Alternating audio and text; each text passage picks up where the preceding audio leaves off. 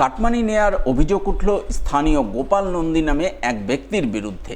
তাই বুধবার ৪ নম্বর ওয়ার্ডের ২ নম্বর গভর্নমেন্ট কলোনির হকার্স কর্নারের ব্যবসায়ীরা ওই ব্যক্তিকে কাটমানি ফেরতের জন্য চেপে ধরতে তিনি গোটা ঘটনার দায় চাপালেন ইংরেজবাজার পৌরসভার ৪ নম্বর ওয়ার্ডের কাউন্সিলর অশোক সাহার ঘাড়ে। যদিও এই বিষয়ে কোনো প্রতিক্রিয়া মেলেনি কাউন্সিলরের তরফে। যখন প্ল্যাটফর্ম হলো তখন কাউন্সিলর এসে বললো যে এখানে প্ল্যাটফর্ম হয়েছে পৌরসভাতে ৬০,০০০ করার মধ্যে ৫০,০০০ পৌরসভাতে জমা দিতে হবে। তো তুই বলে দিস যেহেতু তুই এখানে থাকিস, দীর্ঘদিন তোর সাথে পরিচয়, আর এরা ১৫-২০ বছর ধরে এখানে ব্যবসা করে, আমার সাথে খুব ভালো সম্পর্ক, ছোটো থেকে আমাকে ওরা দেখেছে, এখানে যত লোক আছে সবাই দেখেছে। তো আমি বললাম ওদেরকে, বললাম তোমরা ৫০,০০০ টাকা করে পৌরসভায় জমা দিয়ে চলে এসো। ওরা সবাই মিলে পৌরসভাতে ৫০,০০০ টাকা করে জমা দিয়ে চলে এসছে। তারপরে কাউন্সিলর এসে একদিন আমাকে বললো ১০,০০০ টাকা করে অতিরিক্ত লাগবে। আমার অতিরিক্তটা কিসে সেটা তো আমাকে তাদেরকে বলতে হবে, টাকাটা কিছু ওটা কাগজপত্র করার জন্য।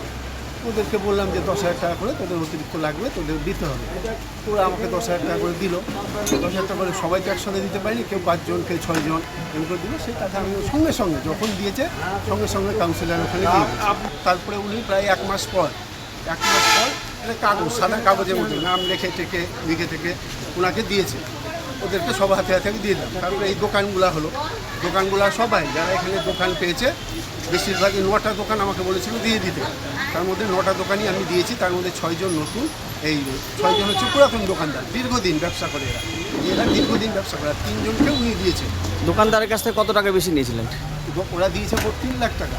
তো আমি বললাম যে ৩ লাখ টাকা যখন ওরা প্ল্যাটফর্ম জমা দিচ্ছে নিজেদের টাকা, তো দোকানদাররা নিজেরাই দিয়ে আসুক। উনি বললেন না, 3 লাখ টাকাটা আমাকেই দিন।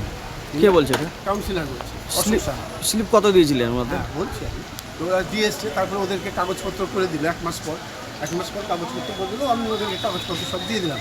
ওরা অনেক দিন পর বললো যে দাদা ১ লাখ টাকার কাগজপত্র, আমরা তো 3 লাখ টাকা দিলাম আর 2 লাখ টাকা দিই। তো সেটা আমি কাউন্সিলরকে দিয়ে বললাম যে 1 লাখ টাকার কাগজপত্র আর 2 লাখ টাকা অতিরিক্ত কোথায় গেল? তোর অসুবিধা কোথায়? তোর তো অসুবিধা হওয়ার কথা না। কে বলছে এটা? কাউন্সিলর। কী নাম কাউন্সিলর? অশোক স্যার। কাউন্সিলর তখন মিথ্যে কথা বলছে যে না আমি টাকা নিইনি। হ্যাঁ সে তো বলবে, নিয়েছে বলেই মিথ্যা কথা বলছে।